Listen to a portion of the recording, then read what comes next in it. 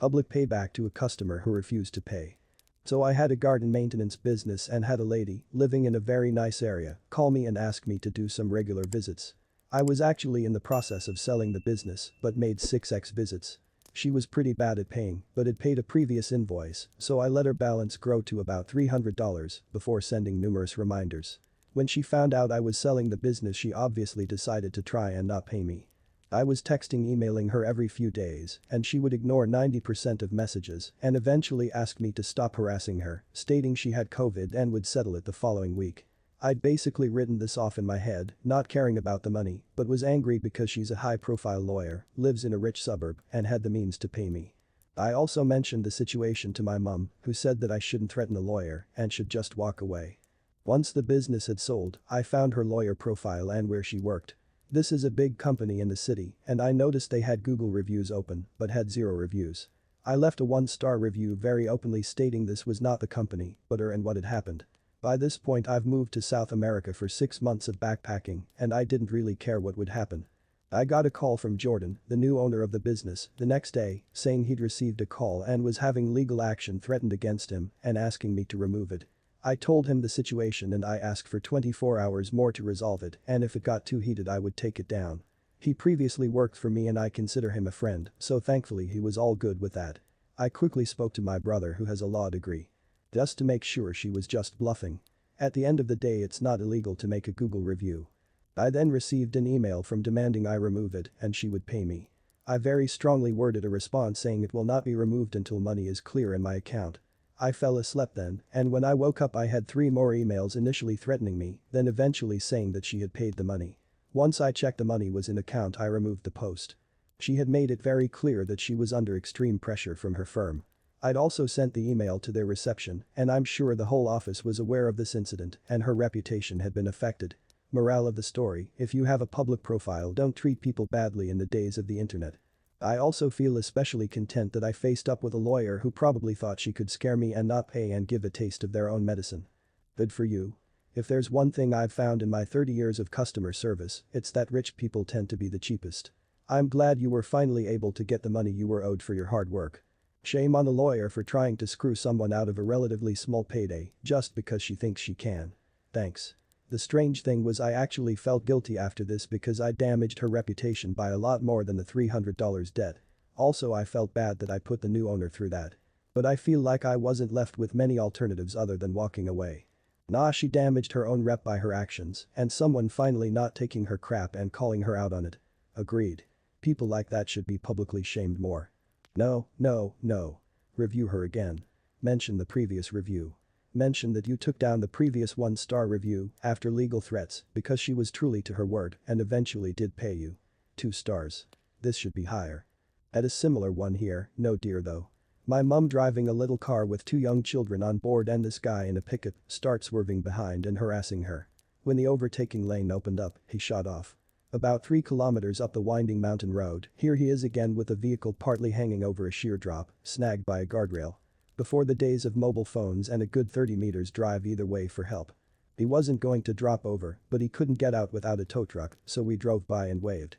You might also check to see if your state bar association or ethics commission has grounds for filing a complaint against an attorney in such a case. Usually they only look at professional misconduct, but they also tend to examine any financial impropriety from law firm or the attorney's personal finances with a large magnifying lens. You could also have gone to small claims court. The testimony would have been pretty simple. Judge. Inevitable, did you complete the work and provide her with an invoice? Inevitable. Yes, Judge. Judge. Slacker attorney, did you get the invoice and pay the bill? Slacker attorney. I received the invoice but did not pay the bill due to judge. Judgment for inevitable. Pay the man. Case closed. Yeah, very good point. I know in the end a small court would have ruled in my favor. However, in this case, I was selling and moving abroad for 6 months, so practically wouldn't have been in the country. Glad to have it resolved prior and be able to travel without something like it hanging over my head also. I've sadly written off amounts similar to this before, unfortunately is just the reality of business. But I guess when you're going backpacking and won't have that future income guarantee, you are determined to chase a bit harder. We chose where we got married out of sheer pettiness. My partner lost her new job last month unexpectedly, completely out of the blue, for absolute bullshit reasons, but that's a whole other story. She's been looking for a new job, but there was no way she would be able to find one in time to avoid a lapse in health insurance, which isn't really an option for us. In order to get her on my insurance, we decided to just go ahead and tie the knot. We've already been in the process of planning our wedding next fall for quite some time. One of the first things we did was pick a venue. At first we had our heart set on the local botanical gardens, aka Venue A. We spent a lot of time there and even had a membership for a year before our finances dissolved into chaos. But when we reached out to them we discovered that their prices and policies are insane. The venue itself has a large rental fee, which we expected and planned for, but then they nickel and dime you with a bunch of other mandatory charges. You have to use their vendors, everything is per guest, and they have a 125 guest minimum. We don't even know that many people, let alone that many we would want at our wedding. All told it was going to be upward of $10K for their most basic packages, and on top of all that, they and their vendors couldn't even promise me a meal I could eat. I'm violently allergic to gluten, and so is most of my family. So naturally that was out of the question, and we picked a different place, Venue B, local arboretum with much more reasonable costs policies, extremely helpful staff, and options for food allergies. We still plan to have our real wedding there next fall, and couldn't be happier with our choice. But when we were deciding where to have our little marriage ceremony this week, with just our closest friends, I had an idea.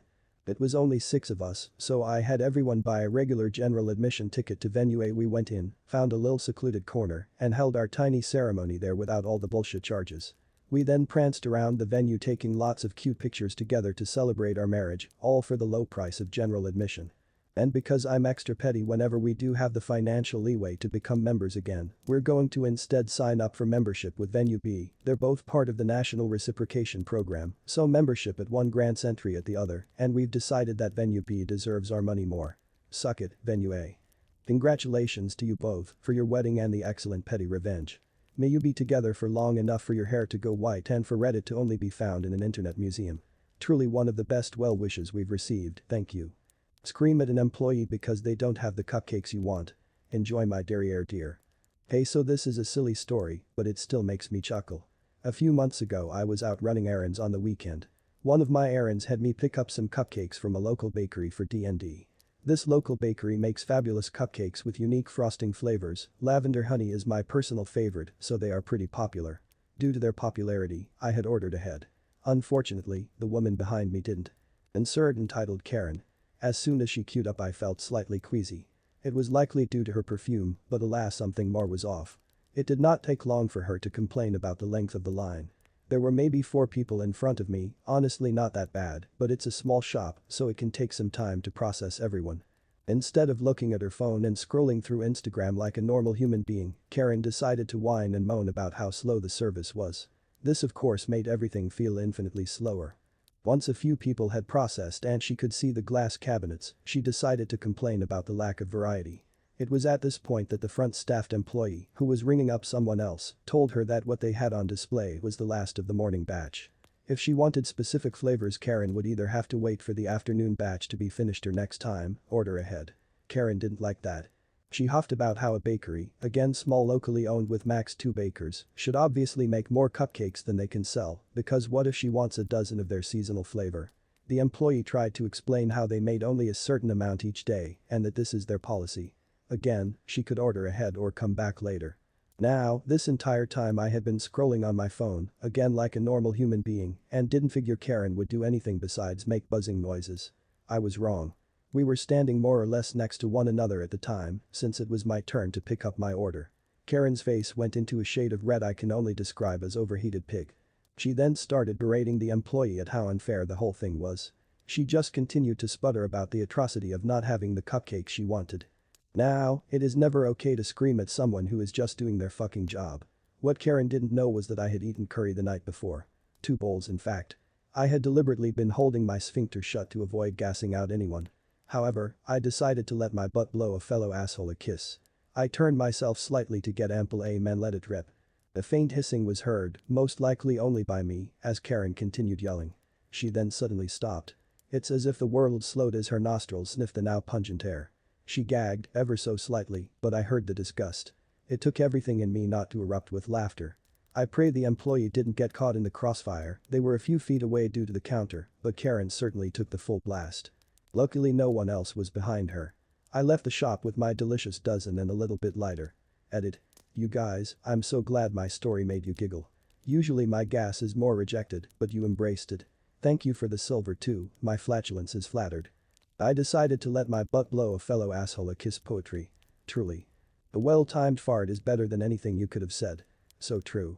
I let my ass do the talking for me. They were speaking the same language. Yes. I am ashamed to admit I have used my pestilent flatulence for my own amusement from time to time. One time I was at a concert in the mosh pit, but it was not a mosh pit type band. I had lined up to get in early and get really close. I kept feeling someone push into my back. It was a really short girl who kept pushing me, no words or requests. No, excuse me, do you mind if I go in front as I cannot see anything? Nope, just push push push. I eventually got sick of it and just gently let rip. Wow, she must have been gassed because I did it several times. Paint stripper level farts. Eventually I felt bad and offered to let her go in front. She looked a little green. Not my finest hour. Oh, it was so deserved. Oh, this video has come to an end. If you want more such cool stories, then go to one of the many following videos.